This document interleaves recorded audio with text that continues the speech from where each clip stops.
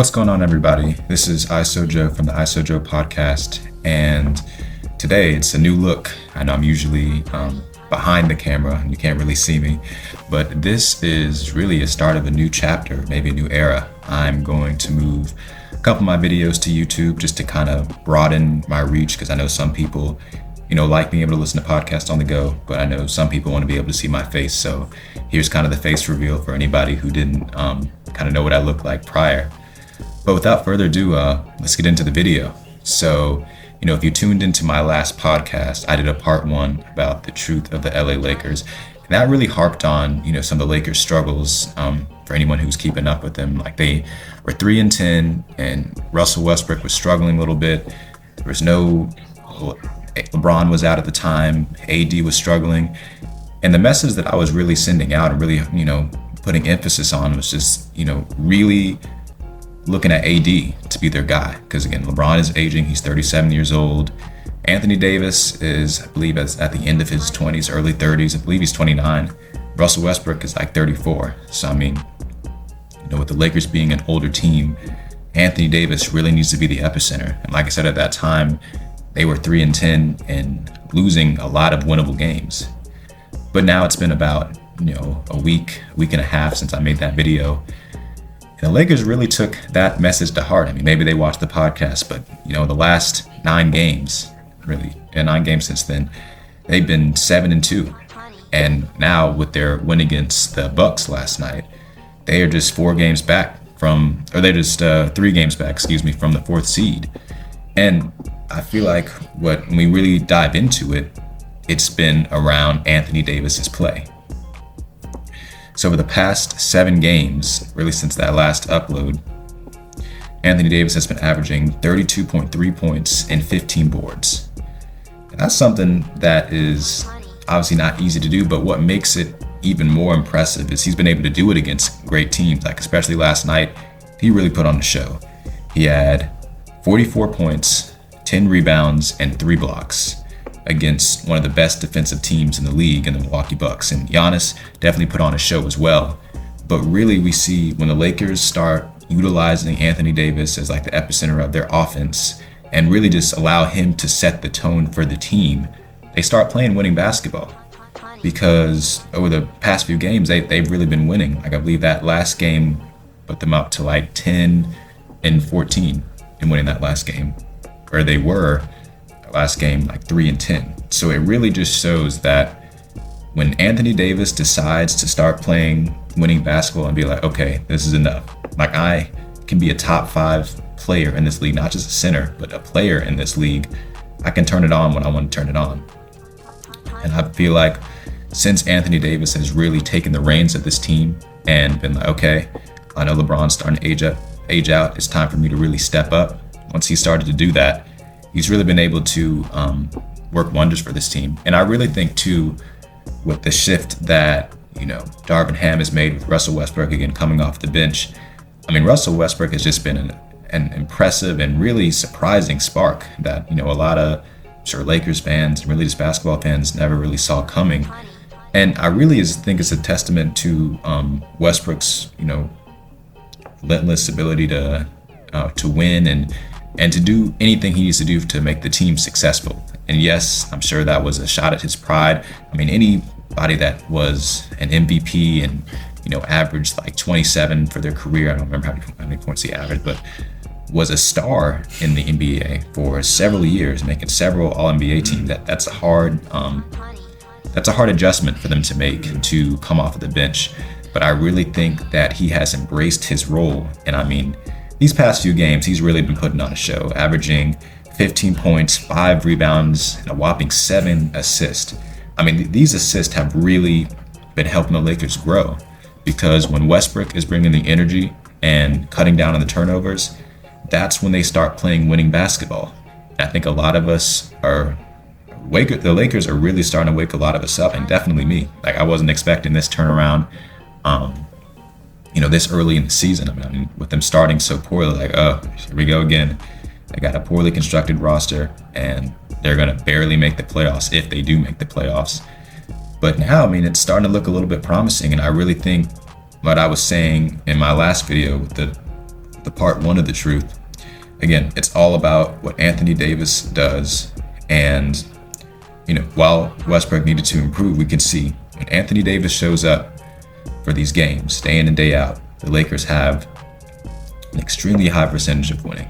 Because LeBron is going to bring it every night. I mean, he had, I believe, 31 or so in his last game. In this last game against Giannis, who had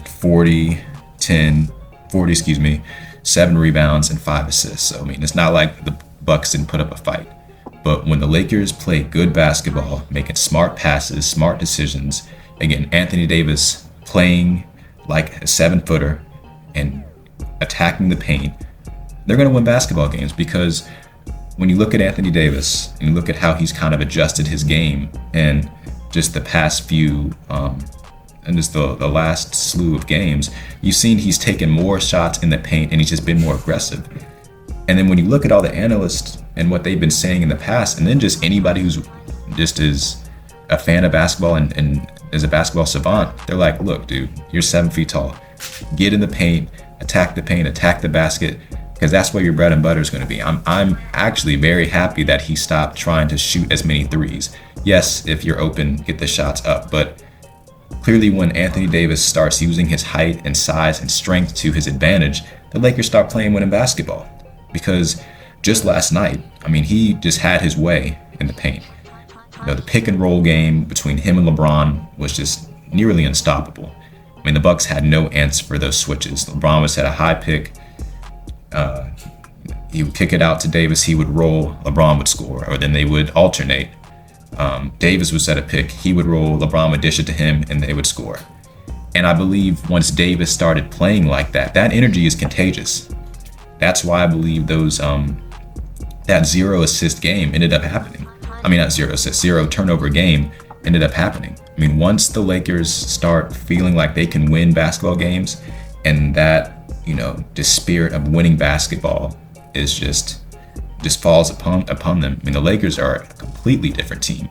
Now, do I think this means that they're going to be championship contenders? Probably not.